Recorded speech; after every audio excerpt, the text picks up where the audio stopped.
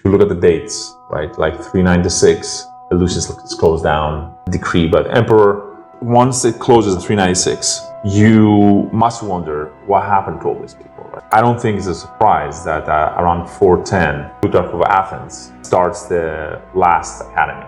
Plutarch was actually a grandson of Nestorius, who was the last Hierophant at Eleusis. Because as we know, basically the rights of the Hierophants were passed down on this family. The family of the Hierophants is that when they left, they didn't only take books with them, but they also took all the secret rites that were happening in Eleusis, because they were initiated themselves. Right. That the people there, the scholars of the academy, were initiated. So of course the question that is immediately comes to mind is, wait a minute, like Eleusis was closed, they were initiated where? Proclus and Syrianus and Plutarch of Athens, they were holding the rites in the Platonic academy, and therefore they continued the initiation kind of like tradition within there, and of course in secret. Some of these people were also passing down mystical rites. How do we know whether some of those mystical rites did not suddenly get integrated into esoteric sects of Sufism or other basic religions there? Georgios Gemistos Plithon. She leaves Constantinople and she goes and she learns from this Eliseus, who is Jewish, but he's not a member of the Jewish faith anymore. And he teaches him Platonism. His trips to Florence and his attempts to... Meets Medici. He meets that family, probably gives them some texts, plants a bunch of seeds, gives them some books. And then what happens is, once Constantinople falls, you have a small group of Aristotelians and a small group of Platonists take their texts and they go basically to Florence and they give that basically to Marcello Ficino. And that's when the new Neoplatonic Academy under Ficino starts basically having the necessary texts to start all over.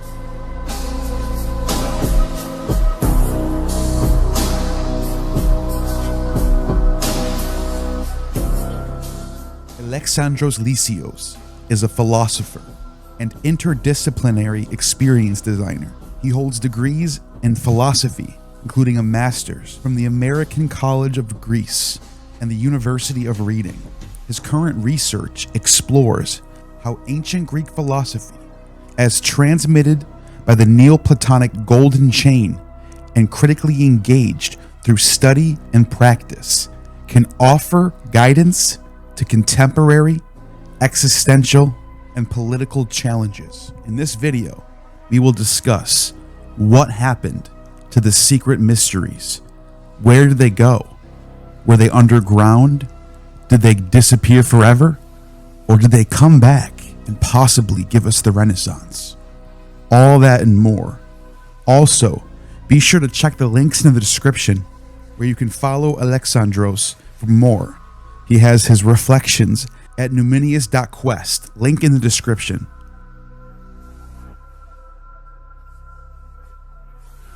On this channel, we are focused on attaining gnosis, which is the Greek word for knowledge. With that being said, I'm extremely excited that this video will be sponsored by the good folks at Hungry Minds, the book, The Ultimate Guide to Rebuilding Civilization. This book, stunning laminated cover with a shiny silver color over dark blue. But even more important is what's inside of it, the knowledge that this thing contains. All the knowledge of what you would need to rebuild civilization is right here in the book, with unique handmade illustrations, engineering drawings, and medieval art, high quality matte art paper. I couldn't recommend this book enough. Just for a nice book to put on your coffee table for anyone to flip through at any time. So this is the perfect gift idea, but also a great gift for you to have in your library for attaining gnosis. Use my code in the description, Gnostic10, to get a discount and to be helping out my channel. Thank you very much, and you have just attained true gnosis. Welcome back to the Gnostic Informant, and you're about to attain true gnosis. And I'm with Alexandros Lysios, and I've been talking to you since I've been here. You were showing me around Elefsina, which people know as Eleusis, and we were talking about the mysteries, but also the golden chain of philosophy going back to, I don't even know how far back, and into the Orphics, Pythagoreans, Platonists, Middle Platonists, Neoplatonists, and then the question mark is like, what happens? And so I wanted to get you on, and some of this clips, this is going to be a separate video by itself, this interview, but also you might run into some clips from this in the documentary, as I said. But anyways, I wanted to get you here just to, I was blown away by your knowledge about this stuff. Like I talk to a lot of academics all the time, and academics are good. They're all specialized. They all know a lot about one subject.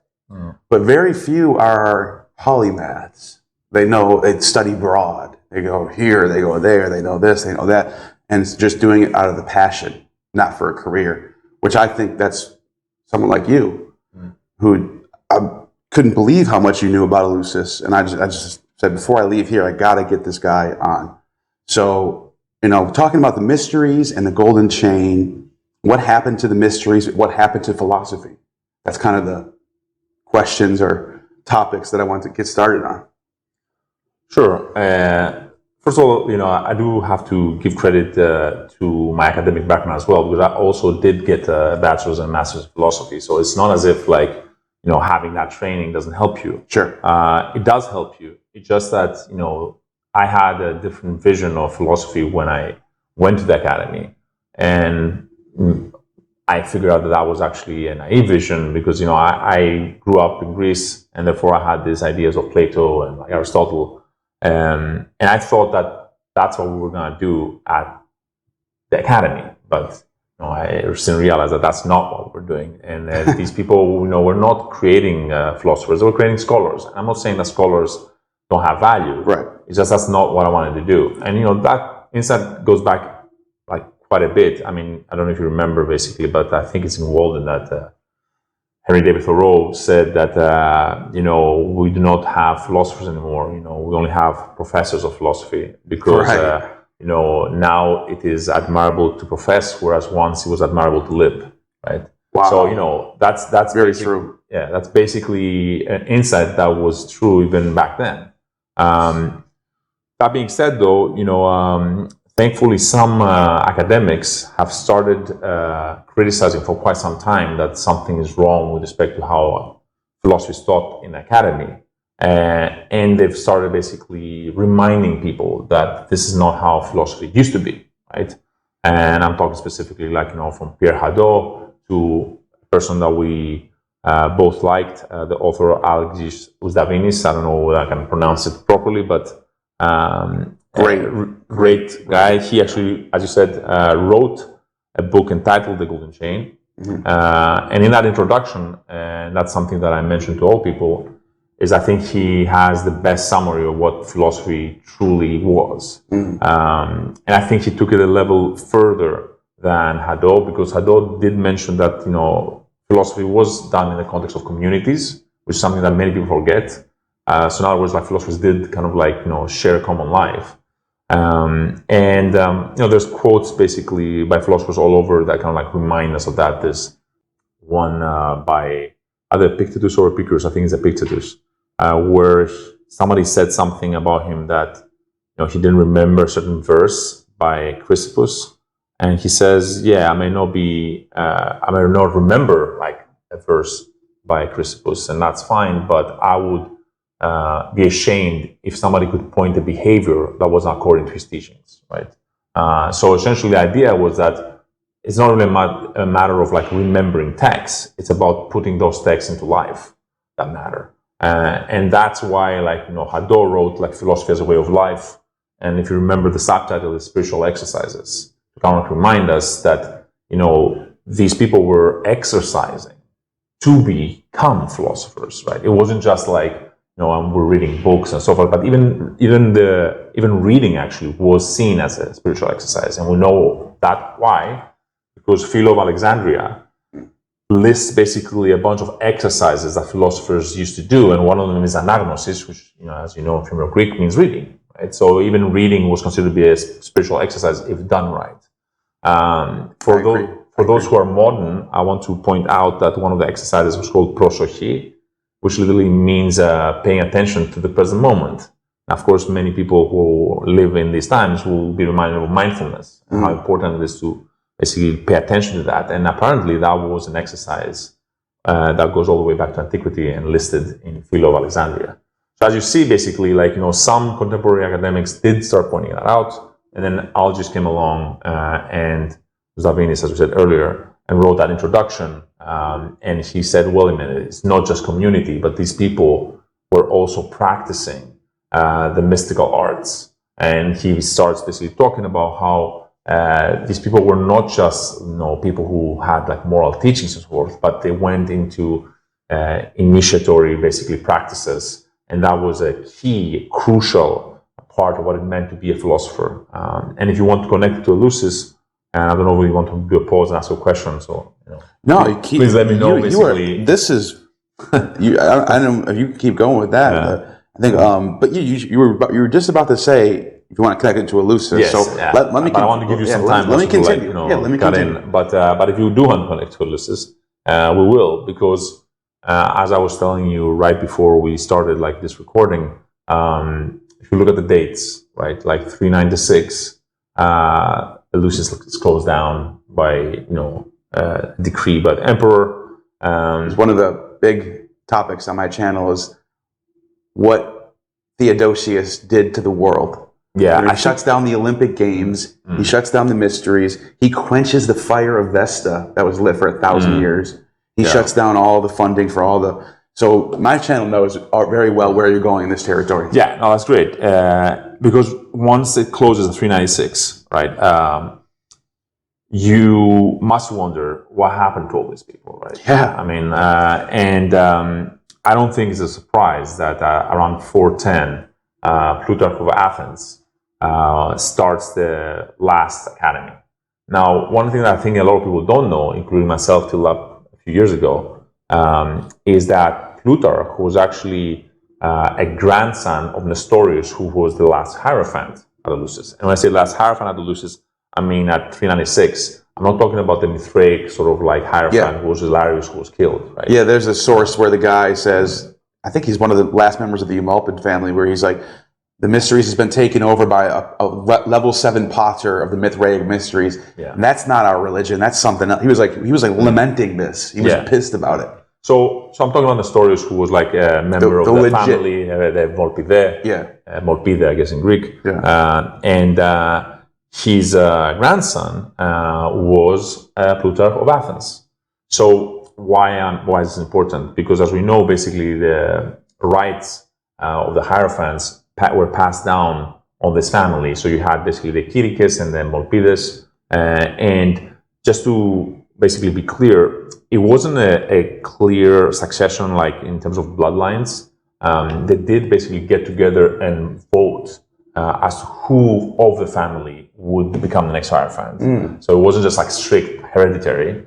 You could be initiated into the family like that? Well, I think there was a reason why.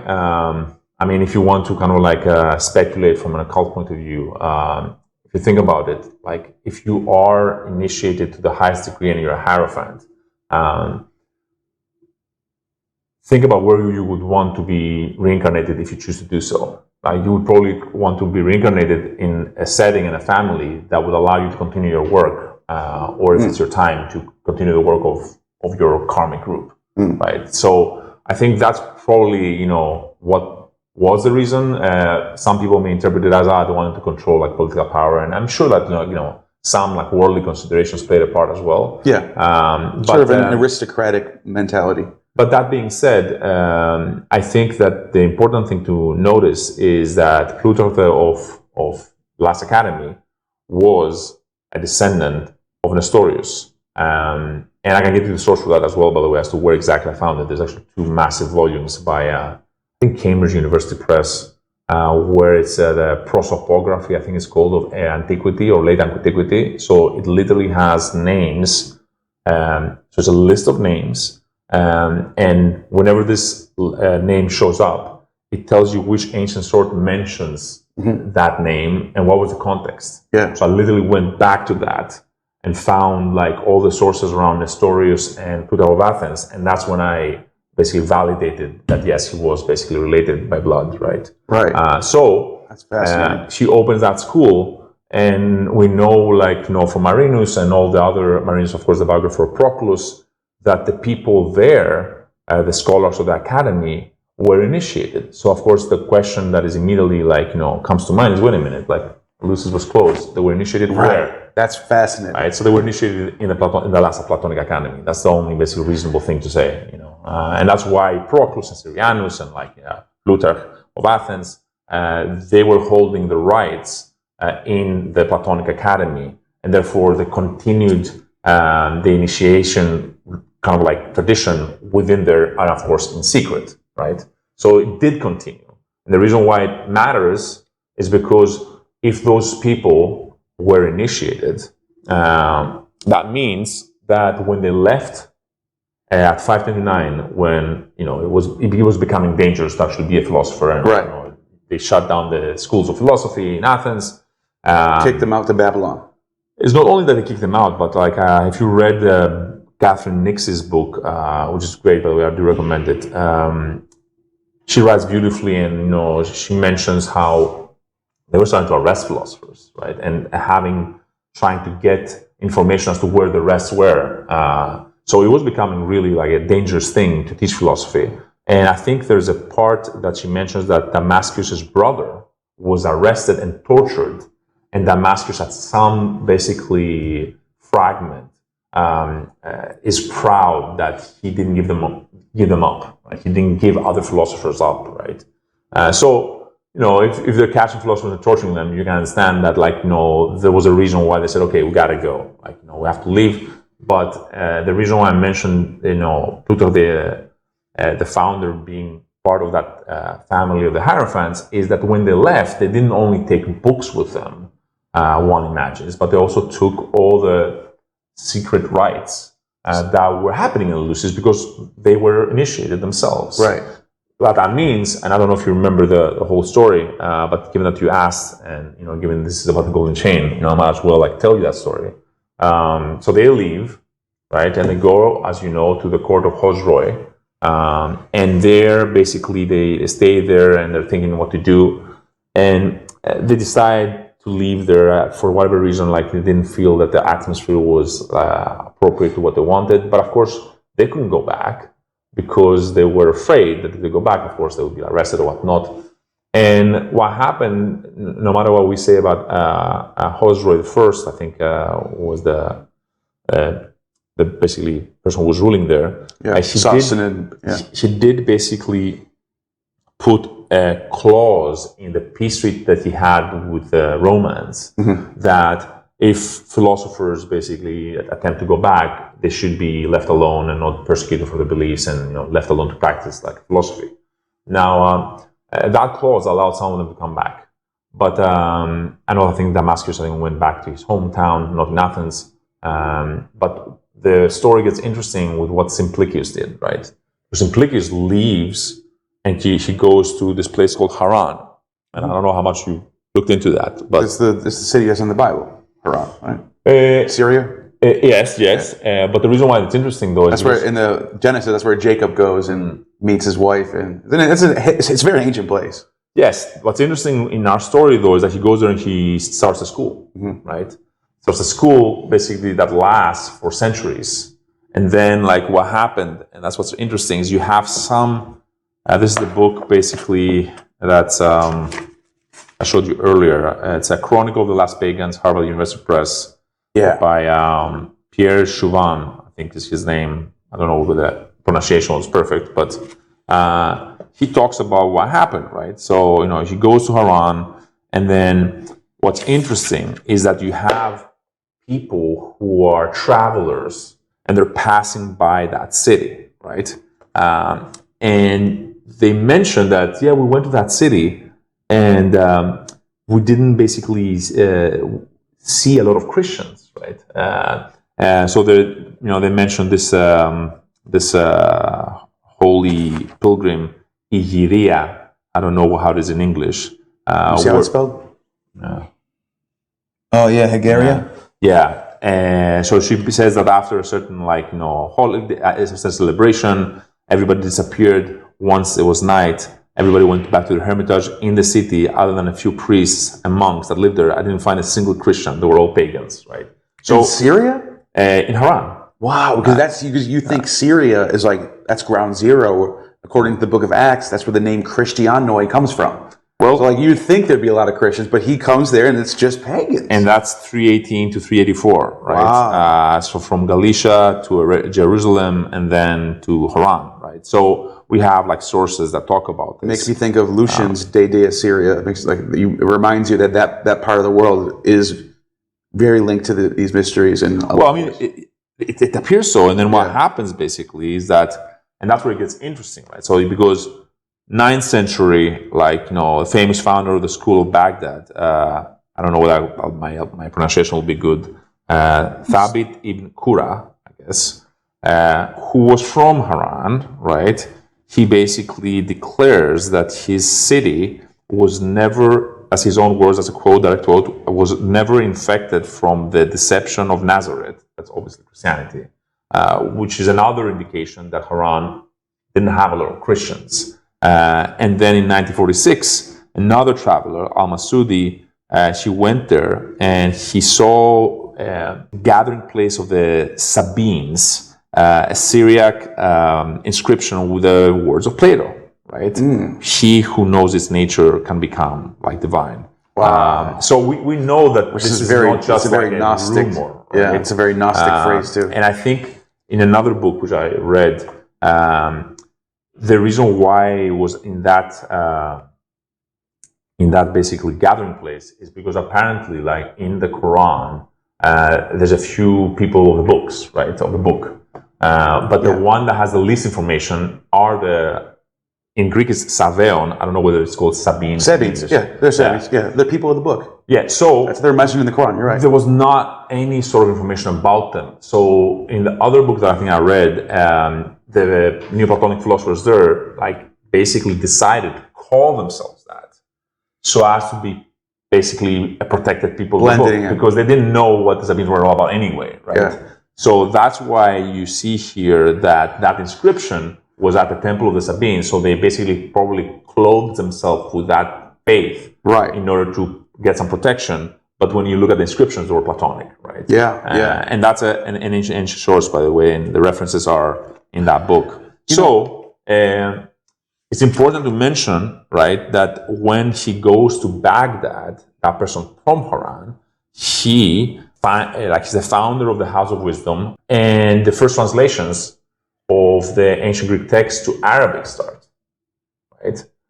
So these translations then travel all the way around the Muslim world, all the way North Africa, and then found their way to Andalusia. So the first basically reintroduction of ancient Greek texts in Arabic comes from Baghdad, from someone from Haran, where the last Neo-Platonic school was. So, I mean, I don't think that's a coincidence. Well, it's also well known that a lot of Greek sources and manuscripts were being preserved in Arabic during their golden age. For that reason. Reason, they were a lot more philosophical. And they would have been more if it wasn't for the Mongol destruction of all the libraries in Baghdad. Right? Yeah, wow. So we probably lost a lot more. But you're right. There are texts in ancient Greek that were originally found in Arabic. The first basically introduction of ancient Greek texts in Europe happens through that route. Through Arabic, right. Yes. And not to mention, the Arabs were starting to, backwards engineer a lot of the ancient Greek cities like Alexandria. And then in the early to late Middle Ages, you start seeing Arab cities that have water pipes and heating and plumbing and it's super advanced, but there was nothing like that before or after Alexandria. So they were passing down knowledge of the Greeks in all these different departments. I wouldn't be surprised if the discovery and dissemination of these texts had something to do with how the culture advanced. Yeah, I haven't gone deep into that, but it's only an educated guess. Right. It's also 1 century before Islam explodes, and a lot of people pointed out that Islam looks like it's taking local Arab traditions like the Kaaba, and stuff like jinn, but platonizing it such a high degree that you end up with like this monotheistic thing. I've heard people mention that. I've heard also that, apparently like some of the, the Sufi sect was like highly influenced by these ideas. But again, I haven't gone deep into it, so I don't want to basically say things that I don't know. But the things that I've said so far, you can find the sources for them, so it's easy to kind of like verify. And that basically accounts for kind of like one end of the golden chain. So it's one outlet. You have to remember though, and I think that's the point that I wanted to make with respect to when I said, look, they didn't only take text with them. Because if they took more than text, that means that some of these people were also passing down like mystical rites. So how do we know whether some of those mystical rites did not suddenly get integrated into like, esoteric like sects of Sufism or other basic religions there, simply because you had an academy that was founded by somebody who was part of the last academy. So I think it's an educated guess to say that they weren't lost. They were passed down in different forms. Now, can you attempt to find out exactly what happened? Sure, it's not easy, but at least you have some educated understanding of where this might have happened on the front of Simplicius and the Muslim world. And I know that Algis also wrote a book on Jewish and Islamic mysticism. Yes. I haven't read it yet, but I'm sure he probably mentions something there, given that he's so knowledgeable of the golden chain. So it will be interesting to look into whether he makes these points there. So that's one thing to check. And the other route, of course, would be to figure out what Georgios Gemistos Plithon, what this guy basically... One of my favorite people of all time. Yeah, because she leaves Constantinople and she goes and she learns from this person, Eliseus, I think, who is Jewish, but he's not a member of the Jewish faith anymore. And he teaches him Platonism. And then Plithon goes back basically to Constantinople, but it's not very safe to be a Platonist in Constantinople. Right. Even the 15th century. Yeah. So essentially, like he is a bit of he managed to stay undercover enough to even be sent on a delegation, if you remember, to reunify the churches. Yeah, he went. So my understanding is he had this project of uniting the schism of the church, and he tried to talk to the Pope. He tried to talk to the patriarchs in the East, and it wasn't. He realized it's never going to happen. So he kind of just gave up and threw his hands up and said, "I'm just going to write about the gods of ancient Hellenism. I don't want anything to do with the church anymore." I know, but the thing is that his trips to Florence and his attempts to... He meets Medici.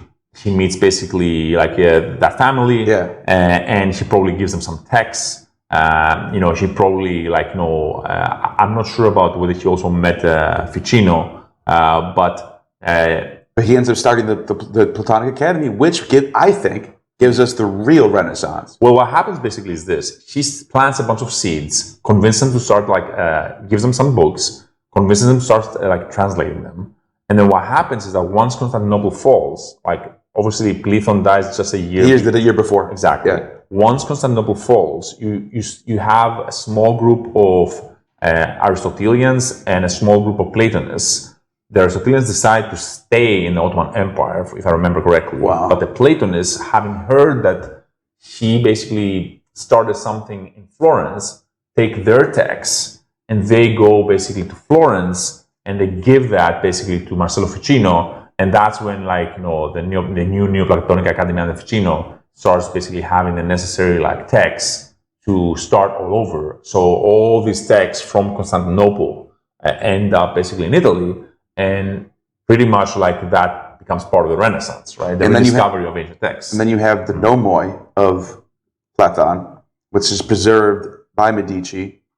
But I've also read that there probably were dozens of texts that he wrote, because, look at this guy. That probably just got burned after he died. Probably just didn't get preserved by the church. Probably. We know that he wrote hymns and he recited hymns. Yeah.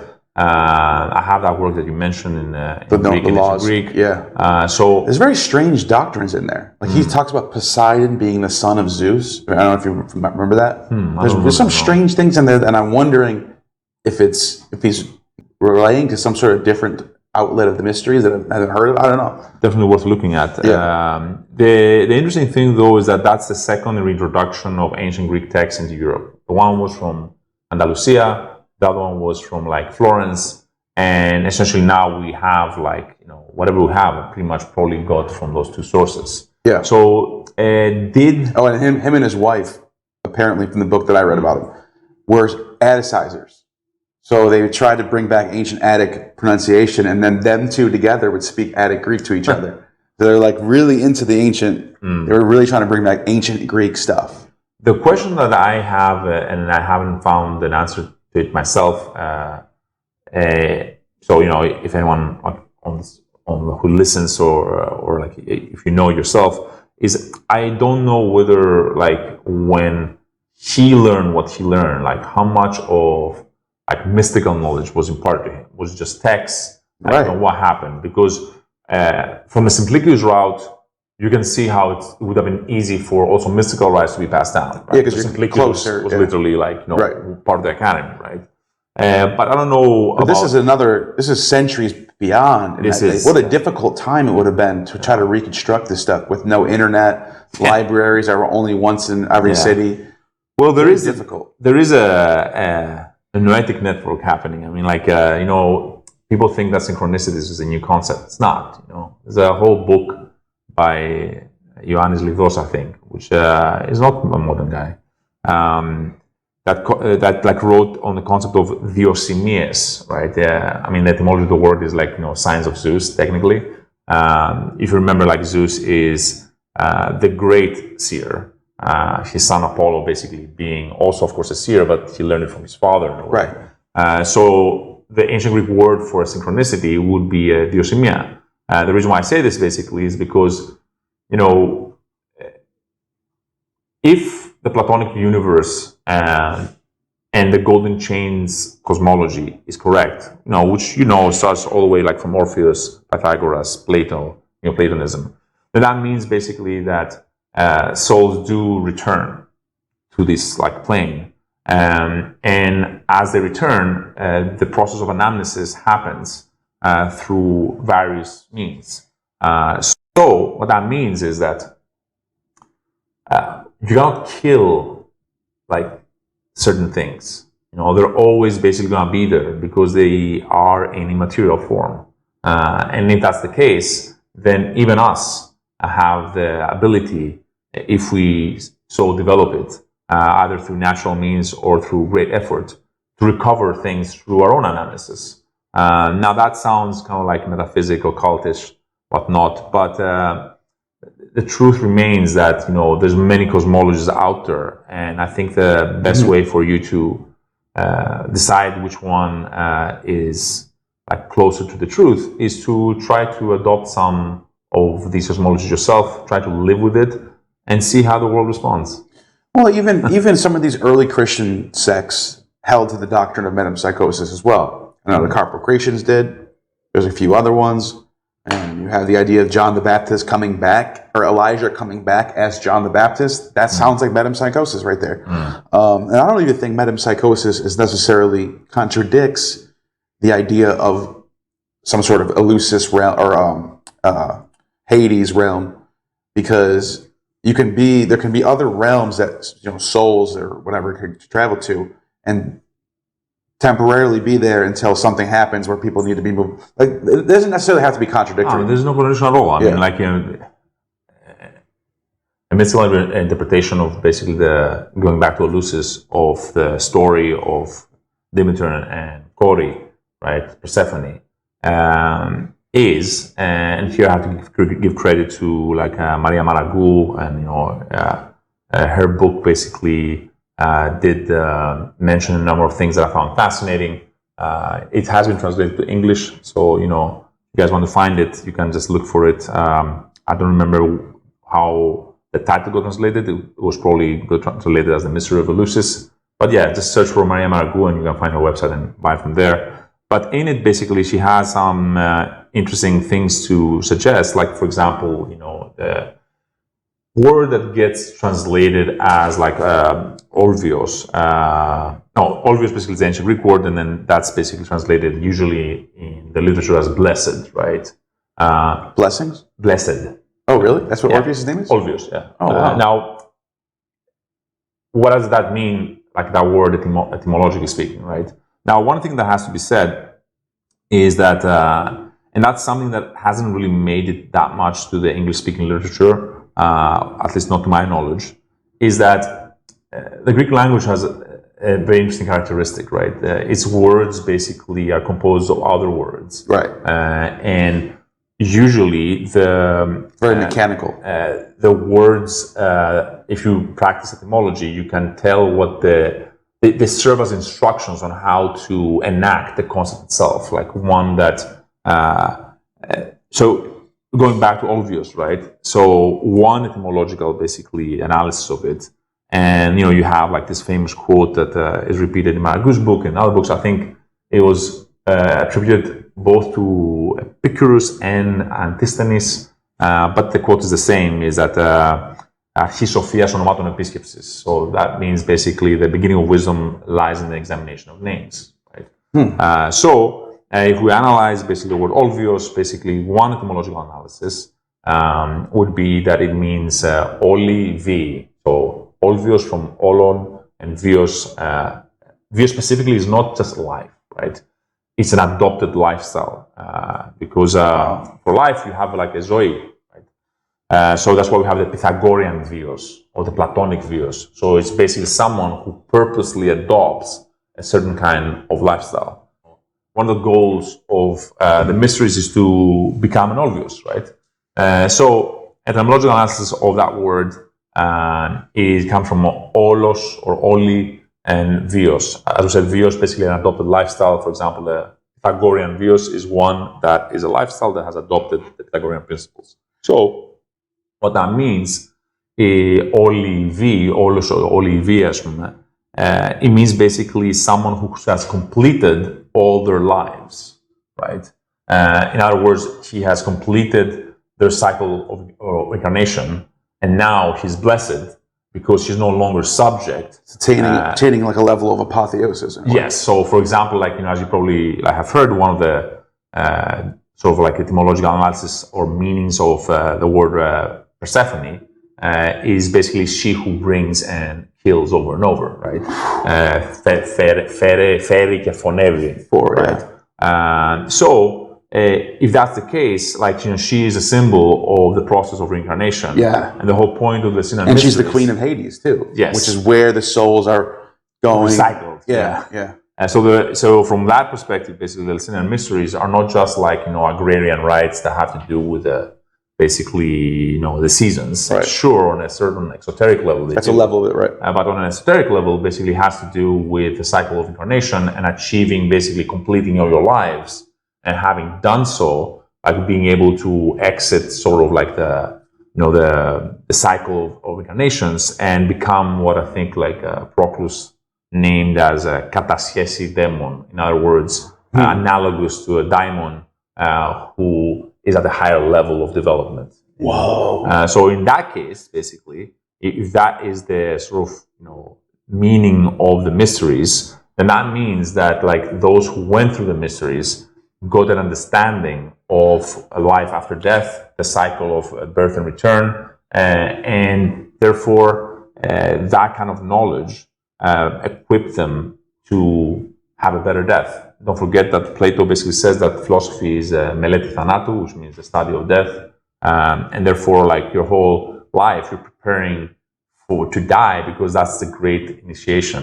And don't also forget that the word in Greek for ceremony, telesma, telos is the end, right? Yeah. And also teleology. Telion basically is perfection. So essentially, the ending and perfection coincide at the moment of your death, right? If you've lived well, and if you lived well, then death is your final sort of like ceremony until you cross over to whatever comes next. And it's fascinating that Orpheus is at the center of this because you got Orpheus, and he's a revealer. He's an apocalypse apocalypse, or I don't know if how you said that in Greek, apocalypsis, but he reveals, he talks in parables, and he reveals the mysteries of things that are unseen, and he's very clear on, no, those with profane eyes and ears shouldn't listen to this, but only those who can understand it will get it, that type of thing.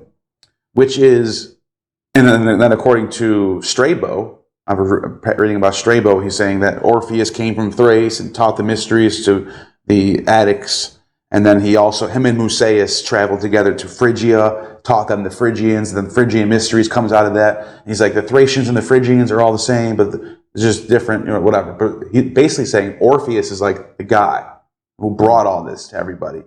So you're saying to be like Orpheus is the goal.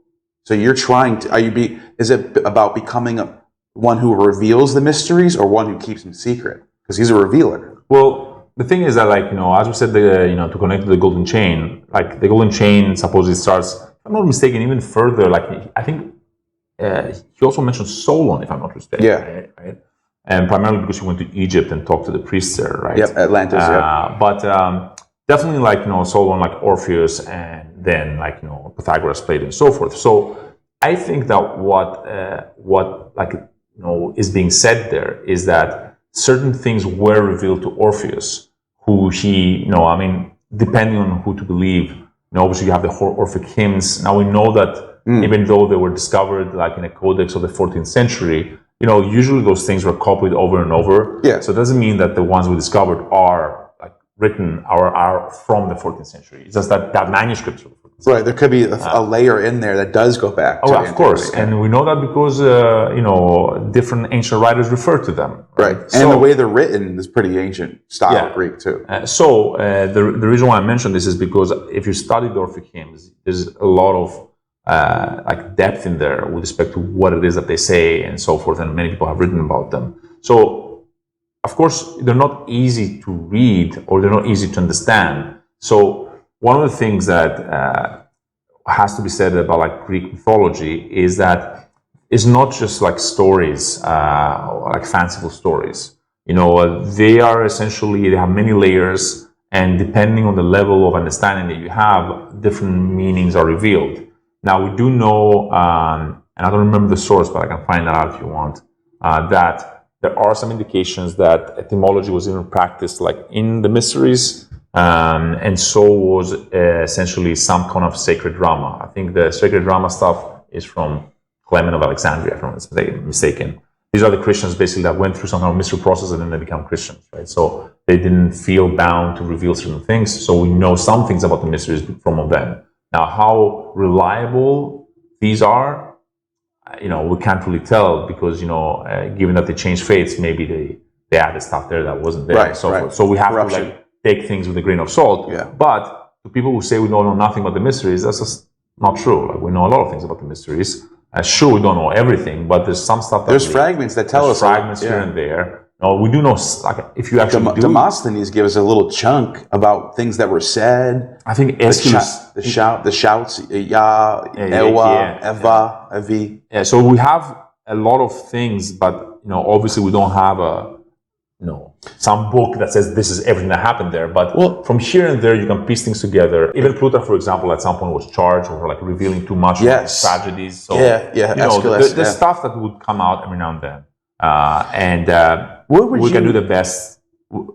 People are doing their best to piece together what they may have been. But sure, like there are massive gaps because they're not around anymore. Right, and it was kind of secret. Of course. Of course it's going to be hard to... But if I was to ask you, there's the greater mysteries and there's the lesser mysteries. One of them is done at the fall. Was the other one spring? Is that what it is? Spring, fall, or something like that? I think the big ones will happen around September, if I'm not mistaken. September, yeah. And the ones happened like earlier. But there was no necessity that you had to go through the one to go to the other, by the way. Yeah. There's a story that Nicholas of Damascus, Augustan era writer, he writes the life of Augustus.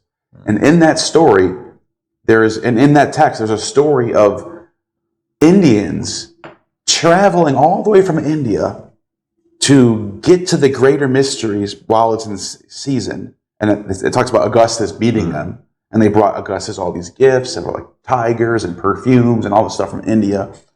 And then they were initiated with Augustus, who apparently was initiated into like 5 different things. Like, oh, he was initiated into the mysteries of the Salian priest, and he was initiated in this, he was initiated in that, initiated in this, and then he was like, but he also was initiated in the mysteries of Eleusis. With these Indian people, travel all the way from India, and then he says one of them was so blown away by what he experienced, it was so life-changing, that he jumped into a fire and immolated and died. Ended his life. He said, I'm no longer, I'm complete. Whatever happened in this experience, these rites, was enough for him to be fulfilled to the point that he wanted to go to the next realm. And this is not the first time I've heard that before. I've read others. Cicero talks about how great the mysteries are. What would the world be like without the mysteries? The greatest thing the world ever had. We do know. Yeah. How the world would be like without mysteries. Now we know. Yeah, exactly. Yeah, and that's a good point. Now, with that being said, what do you think was so? What do you think was going on there that would cause someone to think that, to no longer fear death and being satisfied with ending their lives like that? Well, I mean, obviously, I can't be privy to what this person went through and to make any sort of judgments about him. But I can imagine basically that if someone realizes the sort of end or purpose of this realm, that may prompt him to, as you said, want to go to the next one. Especially once you realize that this world is not what it seems. I mean, one of the things that has been lost generally, and of course, this is not a sort of an advocation for people to end their lives, or we're not advocating that, but it is important to note that it's not only the Hellenic tradition, but many other traditions that point that this world is not the only world, and there are different levels to reality. Now, many of these traditions also mention that in order for you to get to these levels, you need to do a lot of work, philosophical work, purificatory work, and so forth. So just ending your life will not necessarily get you to any other better realm. So generally, I just wanted to make that sort of public announcement that this is not what we're advocating here at all. Right. It's a very strange story. Very strange story. It is very strange, but I'm using that as a sort of segue into saying that these traditions, including the Hellenic one, did talk about different levels of reality, and that's something basically that has been lost today. So in other words, today, what you have is, one could say an upside down world if you were to compare it from the ancient point of view, meaning that, for example, most people walking around think that, at least the moderns, I'm not talking about people who are devoutly Christian or whatnot, but people that live in developed countries and, have no kind of connection to organized religion. Right. What is the worldview, right? The worldview is basically some kind of scientific materialism, that we are just our bodies and our consciousness is an epiphenomenon of our brain. Mm-hmm. So that's the world we live in. There's no other higher world. There is no timeless.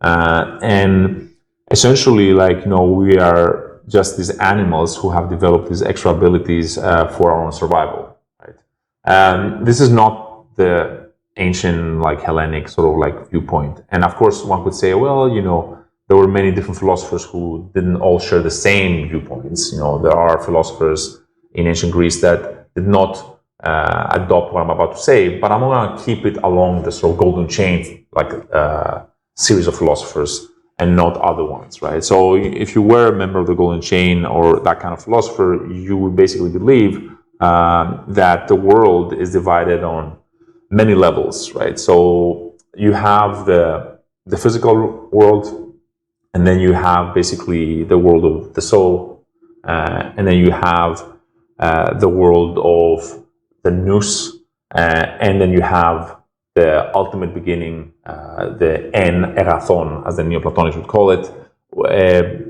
Another description of it would be the aritos archi, right? Aritos archi in ancient Greek means unspoken sort of beginning in a way, or unspoken principle. So the idea is that there is an emanation from that principle, from that source, that essentially like travels through these ontological levels until it reaches physical reality. And everything basically goes through a process of procession and return to its source, right? So we're here at the lowest level, essentially, that's available to us. And our goal is basically to develop ourselves and try to go back to the source from which we came.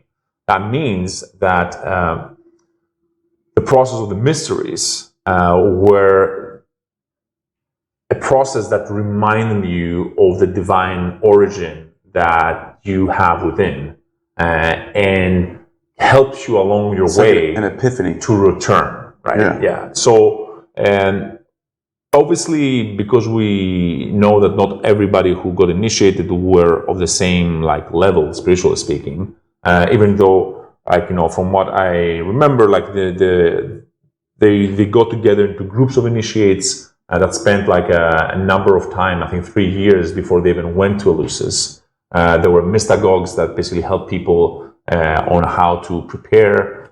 There were exegete in the different cities, especially in Athens, that would explain certain aspects.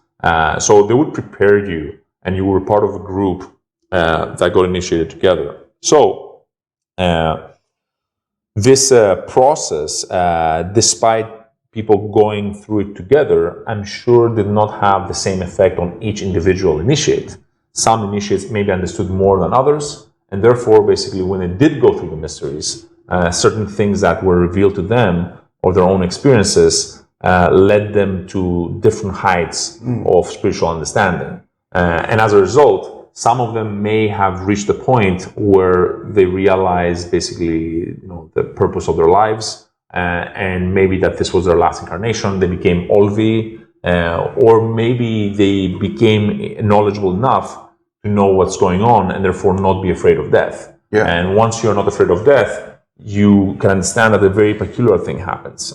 Think about this, right? Like most things that you're being threatened with in this realm ultimately come down to some kind of suffering or death, right? So survival thing. Yeah. So if you're not afraid of that anymore, you're unstoppable. You're unstoppable. What can they threaten you with? You know what happens when you die. Yeah. So essentially, like, I think, you know, you asked what would be a world without the mysteries. Well, it would be a world of people who are not willing to die for something that goes beyond their own understanding of their own mortality. So essentially, it would be a world where your own mortality is the final end of everything, and it's the ultimate threat.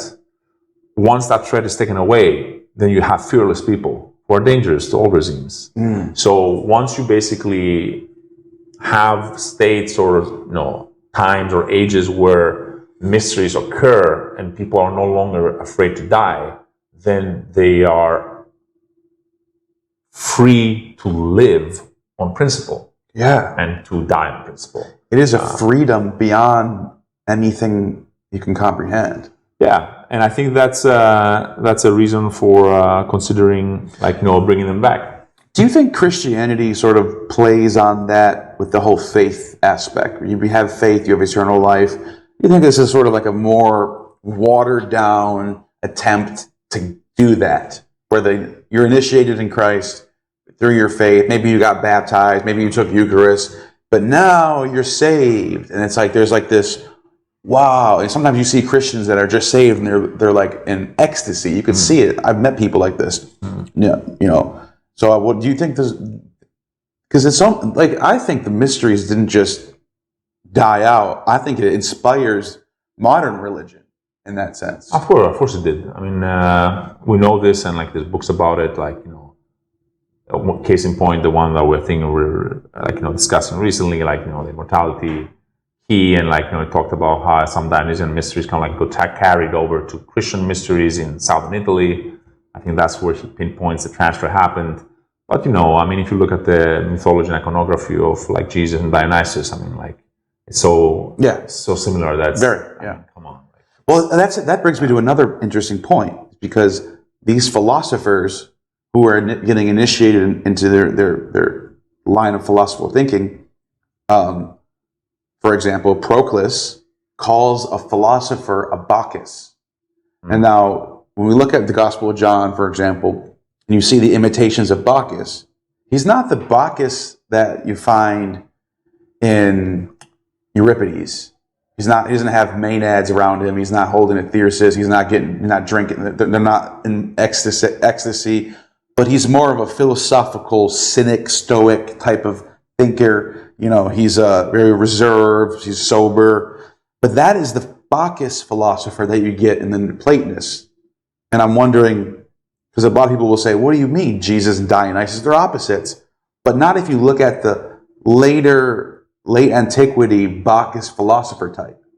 If that makes sense. Well, we do know that, like from Phaedo, I think I mentioned that, like text back in another chat that we had, that the philosopher, according to Socrates, there's a part where he says that narthex carriers are many, but the Bacchants are few. But the ones who practice philosophy rightly are the Bacchants. Right? The Bacchants, right. I mean, that's what is implied there. So that's a profound statement. Yeah, so in order for you to basically do philosophy properly, you have to be initiated. That's the implication there. That's how you do philosophy properly. Now, in the text, and this is the reason why you should take ancient Greek courses, in the text, as I've probably mentioned, at least in the Lebo edition, if I'm not mistaken, they translate what I call the narthex bearers, in ancient Greek, narthikophori. They translate it as thyrsus bearers. But that's like a bad translation, right? Because the ancient Greek clearly says narthex bearers, not thyrsophori, right? And the point that I made to you, I think, in our talks is that why did they not say thyrsophori, right? And the reason why is because I think what Socrates was implying there by calling them narthikophori is, now, of course, the thyrsus is made from this plant which is a kind of fennel called narthex. This narthex basically has a flammable stem, and it's the same basically plant that Prometheus used to carry the flame and give it to humans. That's fascinating, because I've seen old Etruscan depictions of Prometheus with satyrs and Bacchants or maenads around him. That's not I'm not surprised. Yeah. So essentially, the thyrsus is made from narthex, and what Socrates says is narthex bearers. Now, I think the reason why he says that is basically, in order for you to carry the thyrsus, you had to be a votive of Dionysus. You had to be some kind of person already probably initiated in the mysteries. So what I think he's implying there is that somebody could hold the stick that is the same as the one used for the thyrsus, but he's just a pretender. Yeah. Right? Whereas the true, basically, Bacchants hold the thyrsus after they've been initiated. So I guess what Socrates is saying is that you can pretend to be a votive of Dionysus. You see these people online all the time on Twitter. I'm a devotee of Dionysus. It's like, where? Online? Is that where? Well, it's true. There's a lot of people like that we call. People call them LARPers. I don't want to basically. I don't know who those people are, so I don't want to say anything bad about them. Yeah. Who knows what's happening? Their heads might be in the right place too. They're just. Yes, I mean, I don't know what they are, so I don't want to pass any judgment. But the only reason why I'm mentioning this is because it's in Plato that Socrates says in the Phaedo that, the ones who do philosophy properly are the initiated, they are the Bacchants. So it all goes all the way back to Plato. You don't even have to go all the way to the ADs. So what that tells me, though, it tells me that the golden chain isn't just one link. It's like a double link helix going like this, where you have philosophy and the mysteries, and they're intertwined like a chain. That's what a chain looks like. Yeah, I mean, what you did basically did seem it does seem like the sort of the two snakes going up, like the hermetic staff. So when you said that, that's what I thought. But for sure, I mean, we know this.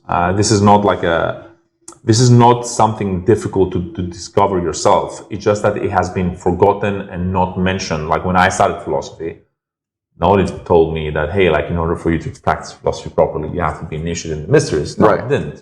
They didn't even mention that part of the Phaedo. And it might sound bizarre to someone who, because a philosopher is someone who stands on good principles, is sober thinking, and they have practiced good ethics.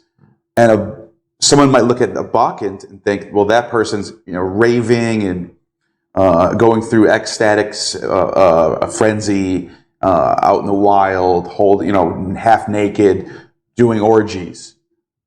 What would you say to someone who has that impression? Well, first of all, that word doesn't mean the same. It doesn't. That it did in the past, right? It means like rage, right? No, it doesn't. It comes from orchesi, which basically is where we get the word orchestra. Orchestra, really? Yeah. So essentially, it has nothing to do with sexual orgies. So when you're reading the Orphic hymns of Dionysus, and it's like that orge is in there, it's not saying sex necessarily. No, it's not. And generally, you have to understand that over time, different words acquire sometimes even their opposite meaning, right? Yeah. Even ecstasy, what does ecstasy mean, right? Basically means to leave your position, right? Ecstasy and ek, right? What position? Like yourself, right? So how can you know yourself, basically, if you sometimes don't put yourself in states that are not yourself, right? That's a way to return to yourself in a way, right? Oh, yeah. And at the same time, you talked about ethics and the philosopher basically being this ethical person. How can you be ethical if you are not afraid to die? I think, in order for you to be truly ethical, you have to lose certain fears, and the fear of death is at the top of the list. So I think what has happened is that there has been a massive amount of forgetfulness in the West. And the reason why basically this movement that started in the 60s and 70s of people going to the East try to somehow touch something akin to a religious experience was because the West forgot its own basically religious experience and rites and so forth. And of course, that's not to say that the Christians and other traditions in the West basically did not have some of their mysteries, and maybe, some of them did manage to maintain some of these core teachings. I'm thinking of people like the Hesychasts, in Mount Athos that, clearly practice practices that appear very much Neoplatonic. And this is the reason why they even tried to brand them as heretics. And if it wasn't for I think Gregory Palamas. Gregory Palamas, yeah. And the Palamists, they lived in the time of Platon. Well, she was able to defend them. Otherwise, they would have burned them. Right? Yeah. So I think there were 2 or 3 synods, and he was able to defend them and say, no, they're not heretics. Yeah. But if you read their writings, he gets labeled as crypto-pagan sometimes. If you read their writings, it's very mystical. It's super mystical. Hellenite theology. About theosis. It talks about basically the uncreated light and all this stuff. It's very, very mystical, Neoplatonic sounding. And there was this book that I have in my bag actually, and I think we talked about this theory of how even core Christian theology, for example, what is now called Pseudo-Dionysius the Areopagitis. Oh yeah, that's what I wanted to ask you about. Yeah, so essentially there is a number of researchers. The book that I had with me in my bag was with Tuomo Lankila, I think. I don't know if I'm getting the pronunciation right of this Finnish writer, where he wrote a book saying that it was a crypto-pagan project to essentially create this persona and create a philosophical time capsule within Christianity so that these teachings would not be lost, since they were receiving letters from Constantinople, from Agapios, I think, saying, look, the climate is changing, we have to do something, you might be in physical danger, as we saw in an earlier conversation. So they said, okay, we need to do something to hide these teachings and make them available for the next generations. And they created this persona and then basically infused Christianity with tons of Neoplatonism. There's no doubt that, makes sense. Their philosophy, especially in the East. No, I'm about to say that irrespective of whether that hypothesis with respect to Areopagitis basically is correct. What there is no doubt about that his writings are very, very Neoplatonic. Yeah. So that's like, the consensus of the academics. Now, whether that was an actual project by Damascus, who according to Lankila literally had Theodora, he had dedicated his life of Isidoros to her. Lankila says that he had her, so a woman wrote it, who was greatly trained in philosophy, mathematics, write basically these works and create a persona, and then basically had them into Christianity. So my understanding is Pseudo-Dionysius was originally claimed to be in the 1st century with Paul, and then scholars are looking at it and go, wait a minute, this is from Neoplatonists. This is Neoplatonist. This has to be past the 3rd century at least. And then it gets pushed back even farther and farther and farther. But you think you know who wrote it? Well, I don't know. I'm just saying that these researchers say that this was they're claiming that it was an organized crypto-pagan project to infuse Neoplatonism into Christianity. It makes a lot of sense. So as to save it. Yeah, that makes a lot of sense. For the next generations. Now, I don't know, and I haven't done that research to see whether that's how Hesychast ended up becoming so Neoplatonic. Yeah, probably. Somebody has to make that research. I haven't done it. When you look at the Western Thomist, they're following Aristotle. So you get Catholicism, and then the East, it looks like they're following Platonism, and then you get all these doctrines of these mystical doctrines like theosis, and makes sense. I mean, I don't know how else you would describe it other than what you just said. I think there's something to explore there, but this was an answer to what you're saying with respect to whether like certain faiths like Christianity like still hold on to those. I mean, I think that's probably true, right? Now, whether they have been distorted or forgotten, like that's for like other academics and historians to essentially like figure out. But just looking at these kinds of writers, Hesychast, you see that there's a lot of that in there, and therefore the people who do end up practicing those things will probably have these kinds of experiences, which then like validate this kind of worldview. Now, of course, some people will say, well, just because they had those experiences doesn't mean that the rest of the worldview is correct, whether that's Christian or ancient Hellenic. But I think that at least if you have some experiences, in whatever shape or form you have them in, it creates an experiential sort of like backdrop or common ground for people to come together and talk about them. Because it's one thing basically to talk with someone who have never had a mystical experience. It's another to talk with someone who had. Like often, if you actually start talking to those people, you start seeing similarities that are the same across cultures, across times, and so forth. I mean, that's even what when the psychedelic researchers, Richard Alpert, Ram Dass later, Timothy Leary, and all those people, when they were having their first basically psychedelic trips, they were like obviously fascinated as to what is this? Mm-hmm. And given that they were academics and they were in Harvard, the only people that they found that described similar states were mystics. Right. So what that means basically is that whether you have a psychedelic experience, or whether you through prayer, or whether through meditation, or whether through breathwork, or whether through yoga, or all of those things, then people across the world, across geographies, across cultures have these experiences. The varieties of religious experience. You want to quote the famous title by James, and they are a question mark. Like, what are they? And it can bring people together, and it could be the starting point for another attempt at perennial philosophy.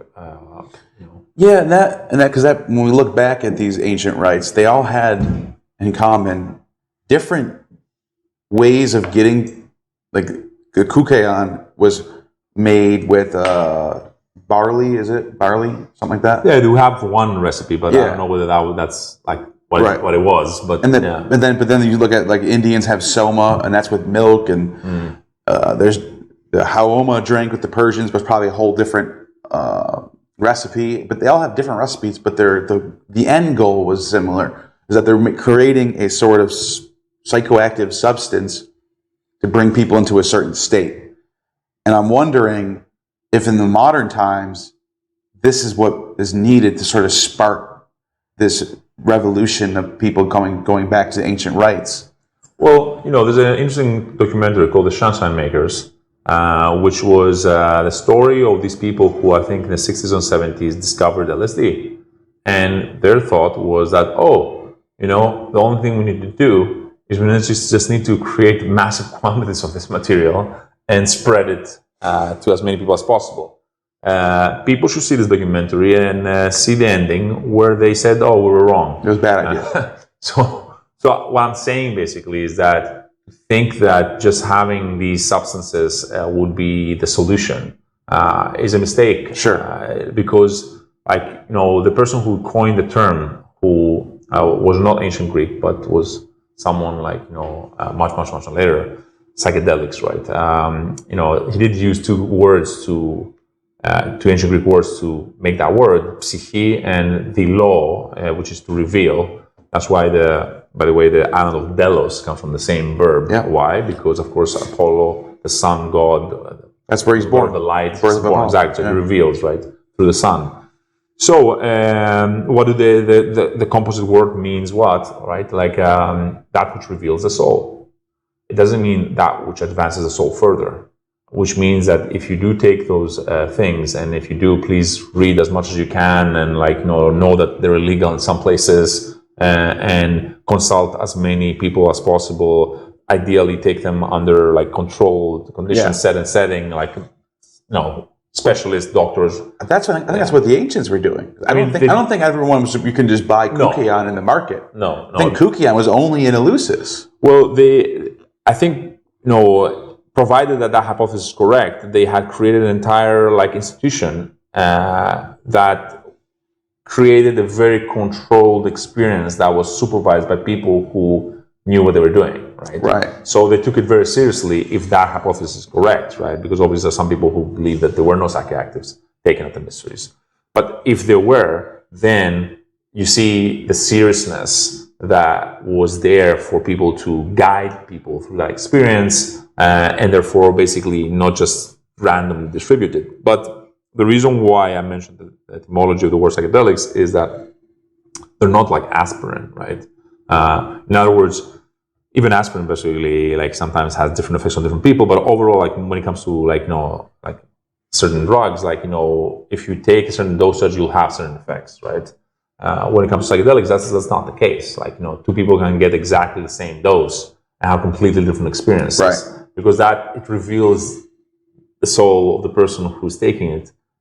So there is no sort of recipe related to dosage that will immediately make you into an enlightened being. And those people who believe that I think are just wrong. Yeah. So it's dangerous.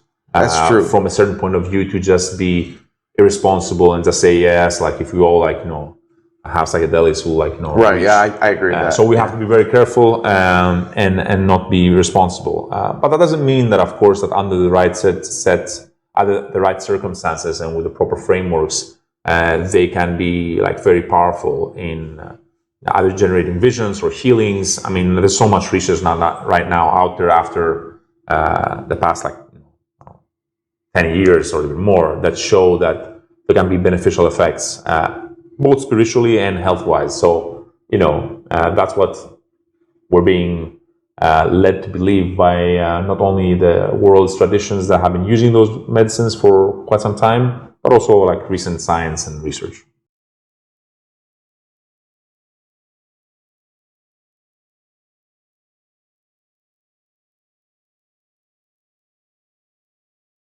The noetic realm, yeah, it has to do essentially, we're talking about how under certain conditions of purifying yourself and your own mind, you start basically receiving revelations from the noetic realm, ideas appear in your consciousness like a lightning in the dark, but in your mind, in the darkness of your own mind. So that's gnosis, and that's one level below divine knowledge. So if you live in a society or live in an age where that is completely not talked about, and the only kind of intellectual knowledge you can obtain is through intellectual work, through conscious intellectual work where you sit down and you like analyze stuff and like you form arguments and so forth, then you're literally missing out on a higher level of gnosis, which is gnosis. That did happen after Kant. At least that's where they place it. Where Piper placed it, Joseph Piper. Yeah. And I think that's a shame, because I'll tell you the difference. If you allow yourself to walk the path of the ancients and the medieval, philosophers, and you believe that essentially there is this type of knowledge, this type of receiving of knowledge, the way that you prepare yourself as a philosophy for the one and the other are different. So when it comes to gnosis, you engage in different things, right? That's why I talked about this whole notion of purification. Why? So you can essentially become a vessel for the divine, ultimately, because these ideas come from the noetic realms, which, in sort of golden chain cosmology are divine realms. That realm is the realm of the timeless. And one thing that I wanted to say to connect those two dots that we had in our talk, if you're a materialist who just believes that your soul or your brain or whatever you consider mental are just a phenomenon of your brain, and the only thing that exists is just this space-time with a beginning and an end, you basically cut yourself off accessing a part of the world that the ancients referred to as the noetic world, which was timeless. Yeah. There was no time and space there. It was outside time. It wasn't basically eternal in the sense that time flowed there indefinitely. No, it was outside time, right? And what they said is our nous had the capability. Actually, a part of it was, according to which philosophers you asked, a part of it was there, and you could access it there. But depending again on who you ask, Plotinus and essentially Proclus might have different views there. But nevertheless, what has been lost today, and that's an insight that was made clear to me also by Dr. Anna Markopoulou, who is an extraordinary, basically, philosopher who I listen to her lectures every other Tuesday. And I asked her once, what is it that we have lost, right? Comparing to ourselves to the ancients. And her answer basically was that we have lost our connection to the timeless, to the eternal, right? And once you lose that, then you're just basically a being that withers in the world of flux. But we are not only that. We are composed in the Neoplatonic and general golden chain tradition of three parts. In Homer, basically, had used that word demas from demo, which means to construct. And in that tradition, you're composed of a body, of a soul, and a nous. And that nous is in the noetic realm, in the timeless realm. And that means that you have the capability of accessing the eternal, timeless world of ideas and forming a relationship with it, and therefore practice noesis in Greek, and therefore be a receptacle for these ideas.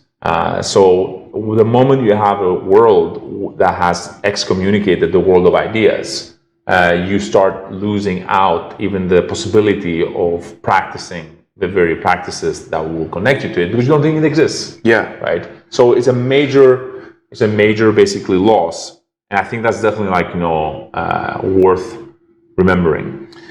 You mentioned Homer. Plato is very critical of Homer, and sort of the golden chain, I think, involves Homer. Of course, it comes from the Iliad. Yeah, the whole metaphor comes from the Iliad. What are your thoughts on Plato's being very critical of Homer, saying we shouldn't teach the kids this, but also Homer being super important? Well,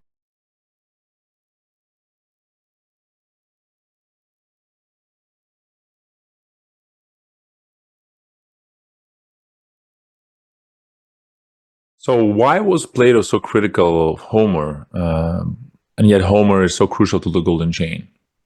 Well, we have to remember that Homer, the whole metaphor of the golden chain, actually is found in the Iliad, in Book 8.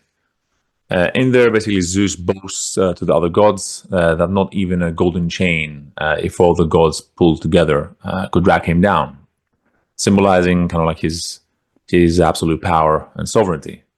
However, for the Neoplatonists, this golden chain becomes a symbol of the cosmic order with the One at the top, and all beings descending in harmonious hierarchy. Proclus then uses the golden chain to describe the structured emanation of being from the One. And of course, it also refers to the Platonic succession of the unbroken spiritual lineage of philosophers as a kind of intellectual golden chain.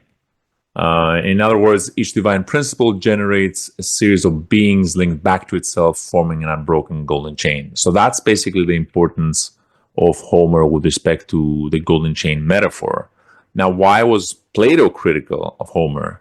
Well, if you look primarily in the Republic, books 2 to 3 and 10, I think, he has a number of concerns. Obviously, Plato believed that poetry, especially Homeric epic, even though it had value, it also there was a risk there because it shaped the moral character of youth. And when you have Homer depicting gods behaving immorally, lying, cheating, quarreling, showing rage and lust, that is a bad influence, essentially, because they may corrupt the soul by presenting vice as divine and excusable.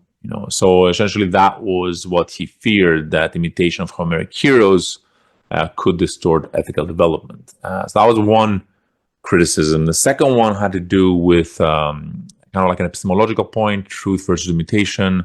You probably know that, Plato places poetry below philosophy because, philosophy seeks truth, whereas poetry is kind of like at the third remove from reality, given his own kind of idea of the forms and where they are situated.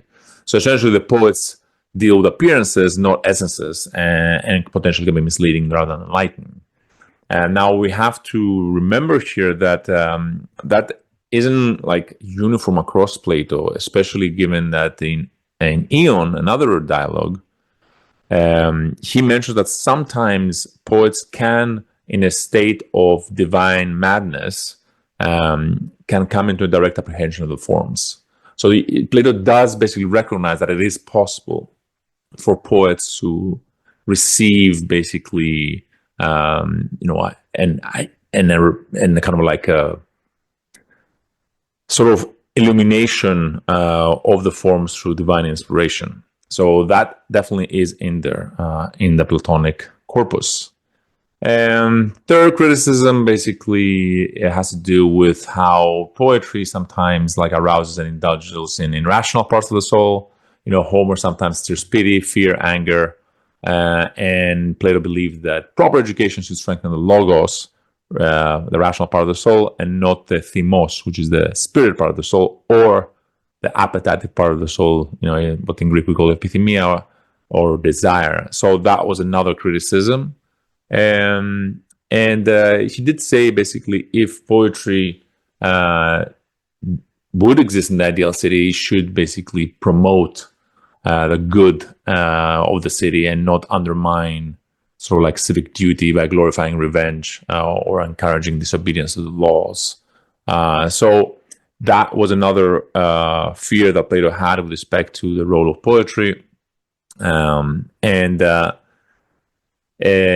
kind of maybe the last criticism would be, kind of him having concern whether Homer would be a rival claimant to wisdom and truth, where, people would prefer divine inspiration rather than intellectual illumination. So he feared that popular reverence for Homer could obscure the higher rational path to the good.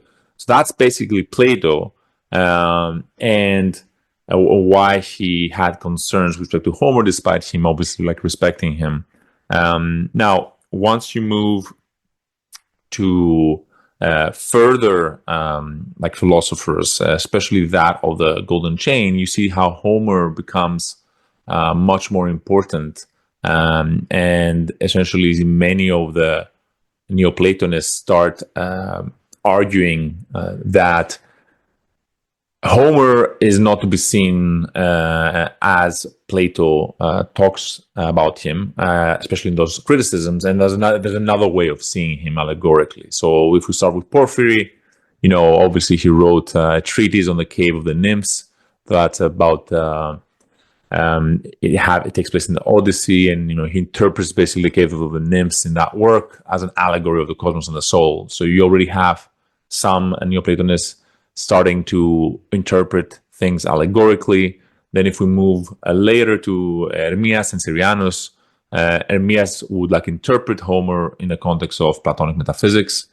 If you look for this essay by Claudio Moreschini entitled Gods and Demons According to Hermias, in this volume called Studies in Hermias' Commentary on Plato's Phaedrus, you'll find a very interesting quote there, which I think generally describes what the Neoplatonists try to do. So, and I quote from page 157, "The Neoplatonists want to undertake a gigantic systematization effort of all the revealed data, mythology, Orphism, Pythagoreanism, Platonism, and the Chaldaic theology.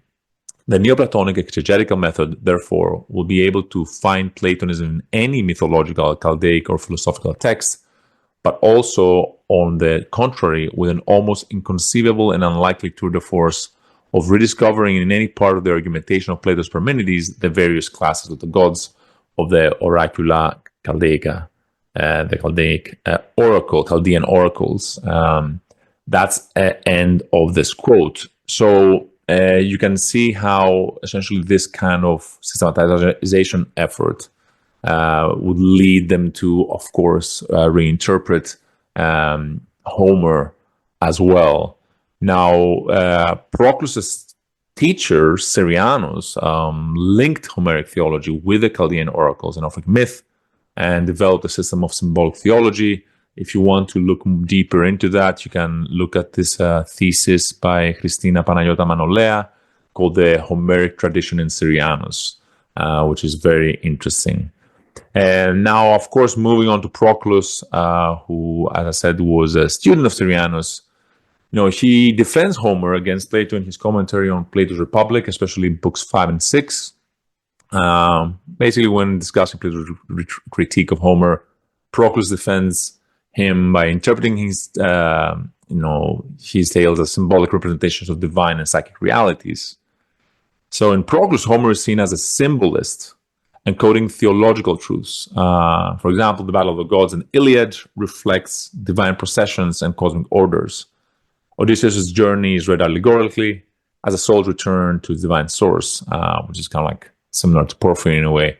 Now, I did mention there's an interesting book for people to read if they can speak Greek, which is the one by Evrinomi Gavra, which she interprets the Odyssey using Neoplatonic sources. It's an interesting book, and I think it's worth a read. Now, with respect to Proclus and Homer, you could check Robert Lamberton's Proclus, the Successor on Poetics and the Homeric Poems, SS 5 and 6 of his commentary on the Republic of Plato and Homer. The Republic of Plato, sorry. So that's one work by Lamberton, but he has actually written a bigger work called Homer the Theologian, Neoplatonist Allegorical Reading and the Growth of the Epic Tradition, if you want to get a bigger overview of the Neoplatonist readings of Homer. So you can see how important Homer is for the Golden Chain and the philosophers in it, especially the Neoplatonists. There's a lot of good work that can be read on this, and you can form your own conclusions after you've done so. But that is pretty much the reason as to why Plato was critical of Homer, and yet Homer is indeed crucial to the Golden Chain. I think that Plato, he also talks about we shouldn't teach myths to kids, right? If I'm not mistaken, somewhere in there, probably in the laws. But he was concerned that some kind of content will lead people who are uninitiated and naive to draw the wrong conclusions about it. I think that, if I'm not mistaken, he said that he should only learn, for example, dialectics after 35 years old. The rationale, I think that's in Pierre Hadot, he talks about it, about the ethics of dialogue and why Plato believed that. definitely in his work, What is Ancient Philosophy or Philosopher's Way of Life. The reason why, for example, he said that about dialectics is because he said that if you teach dialectics at a very young age, people will learn to argue about any position, and therefore they'll realize that it doesn't matter basically which position you have, because I can argue all positions. Yeah. And that gives them a certain sense of arrogance. Yeah. Right. So he said we shouldn't teach dialectics to young people because they will get that kind of arrogance, which is essentially a hindrance to wisdom. I think that probably his sort of objection to Homer or the myths was of a similar kind, in that that kind of knowledge taught at an early age might essentially make people draw their own conclusions. I also if I remember correctly, when he talks about Homer, he says, he has gods do stuff that gods shouldn't do, Yeah. and all that stuff. Or even the heroes. Like Yeah. Achilles is he uses says in Republic Book 3, Achilles is depicted as crying in Hades. That is not how we should teach the children what our heroes are doing. They should not be crying. Yeah, I mean, you have some of that. But I think that other than some of these kinds of comments, it's probably stems from this feeling that some of these texts contain, let's say, coded messages that only people who have a certain level of understanding can interpret and decode. Yeah. So if you don't have that, then you believe basically that the gods are just like these essentially bigger than life kind of humans, who do all sorts of weird things. And I think if you remember, I had told you that there's very good examples of how you can start slowly destroying that myth. And I had mentioned, if you remember, the series of wives that Zeus has, and how when you break down the etymology of each wife and you look at the progression till he gives birth to Athena through his head, it kind of hints that, hey, maybe something else is going on. Maybe this is not just someone who wants to have many wives, right? But maybe it's something else. And I had mentioned to you that if you look at essentially at the order, and if you think of Zeus as the cosmic mind, the cosmic nous, all right, you will notice that what I think is really happening, what the myth is really trying to tell us, and maybe there's even a deeper interpretation, but I'll just say what I think of that one, is they're showing us the qualities that a nous has to assimilate, has to make part, has to participate in, till he gives birth to wisdom. So the first wife, Metis basically is, intelligence, cunningness. That's what her name means, but that's not enough. It's not enough for you to be cunning and intelligent. So the second wife basically is Themis, who's the goddess of justice. Right? So it's not enough for you to be, cunning. You also have to be just. And then the third wife, Evrinomi, basically, her name, Nemo, means to distribute, Evri means to distribute widely, because it's not enough for you to be cunning and wise, but you have to spread that in your entire being and to everyone potentially. It's not enough to just be just for yourself, right? So before Zeus can give wisdom from his nous, he had to become all he had to do. He has to assimilate all. It's almost like you're looking at Mary. You're looking at Zeus as an initiation of the cosmos. It is.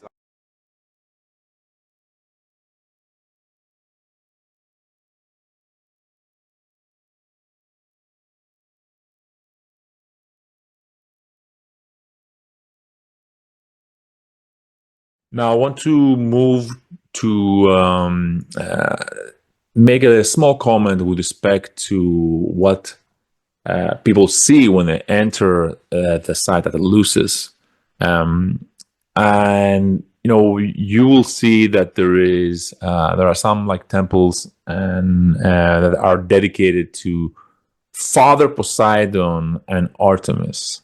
That's literally before the Roman Propylaea.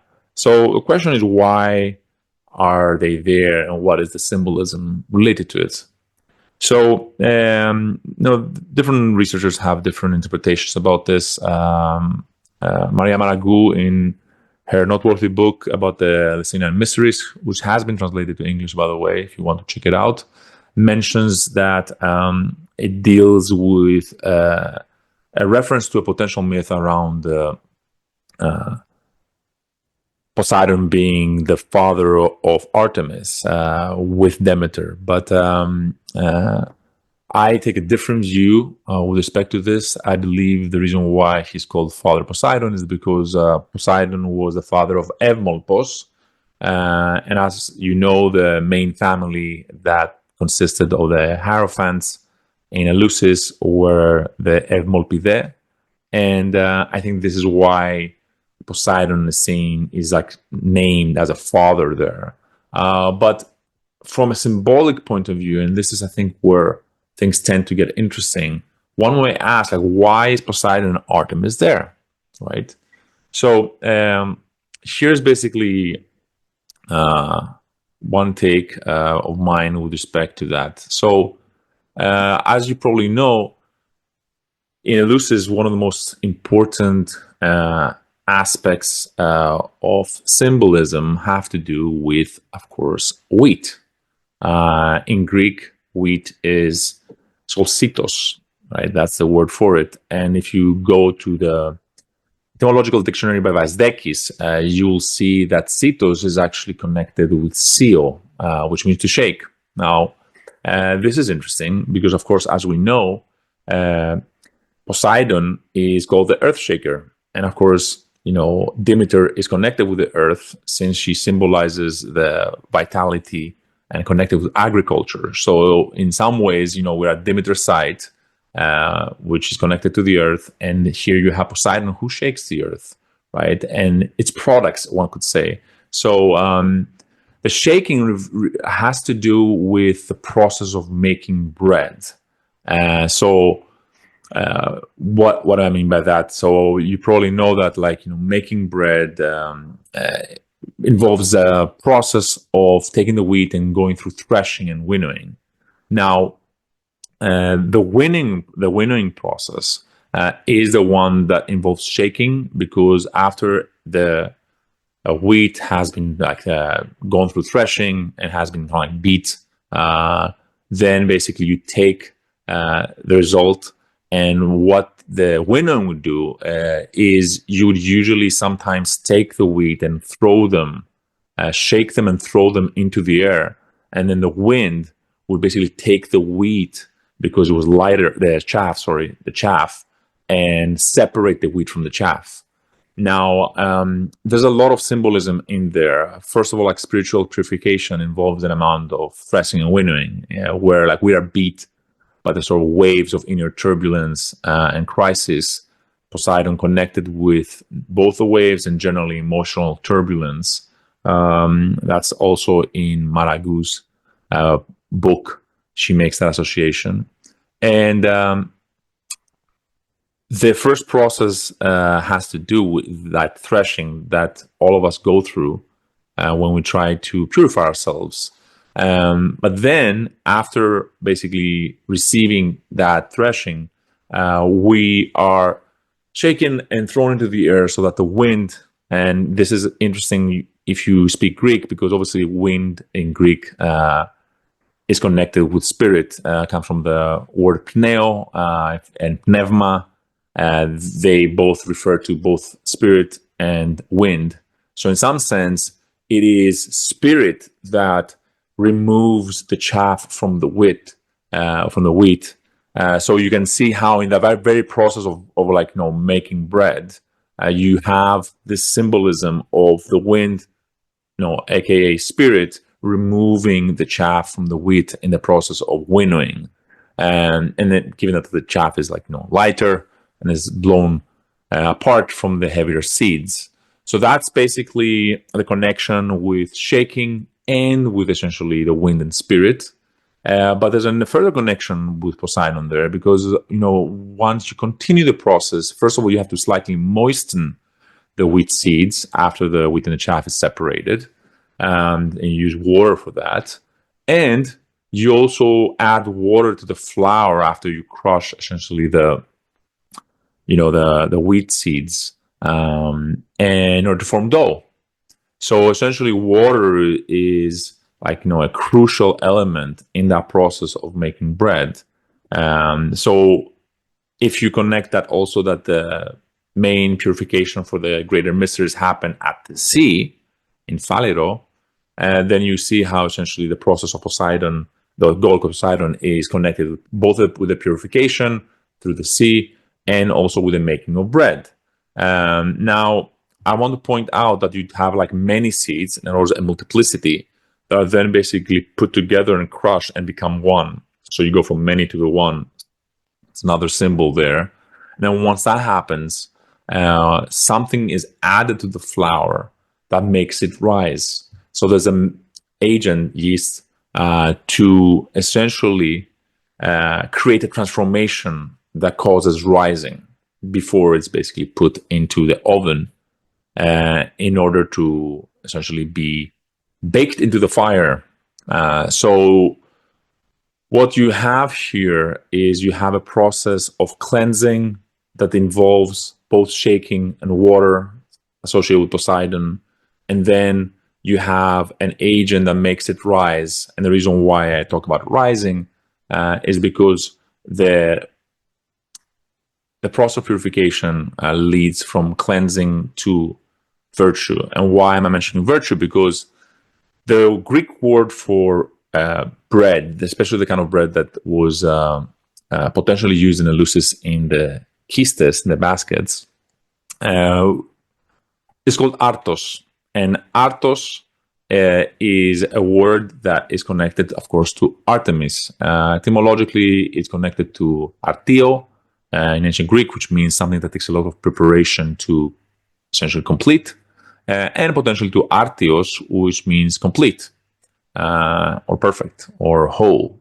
So what we see is that a process of purification leads to something that a process of purification that takes a lot of preparation leads to something complete, something that is good for you, which is bread. It's considered to be a complete food, and it's called artos, which is connected to Artemis. And why did I mention like the connection with virtue? Because in Cratylus of Plato, her name through etymology is suggested to mean the deep knower of virtue, aretis istor. You can find that in Plato's Cratylus. So essentially, what I'm trying to say is that those two temples are there because you have to first be purified and cleansed in order to become virtuous.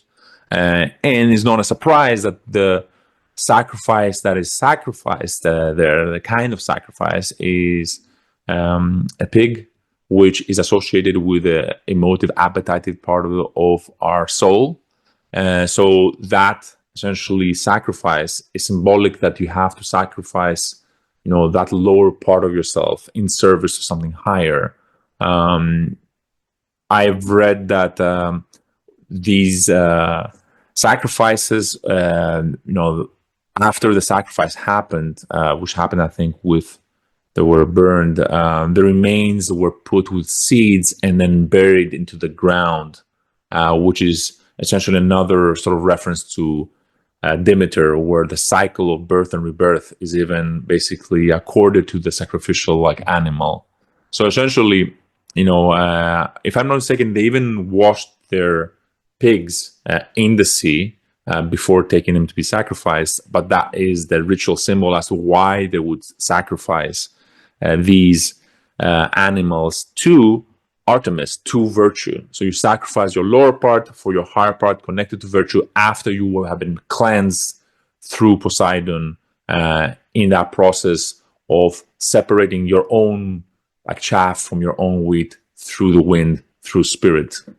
And that is a prerequisite for even entering the Propylaea. So that those two temples happen to be before the Propylaea. So what is being, I think, communicated to us is that in order for you to be ready for initiation, you need to essentially have purified yourself, and you need to have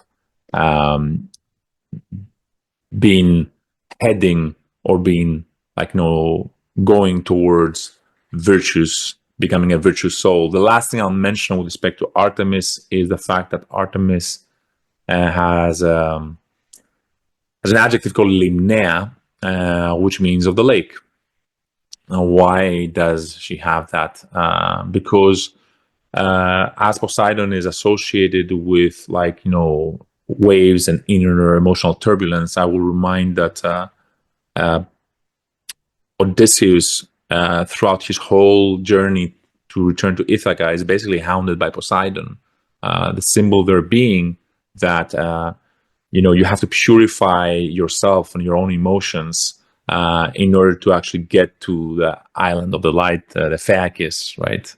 Phaeakis from Phaos, which means light. So, and back to Ithaca after that. So what is relevant here is that once you have done that and you have managed to pacify your inner waves. Now in Greek, a wave is called, or wavy, basically sea, turbulent sea, is trikimia, which essentially has the word three and wave. Trikimia, kima is wave.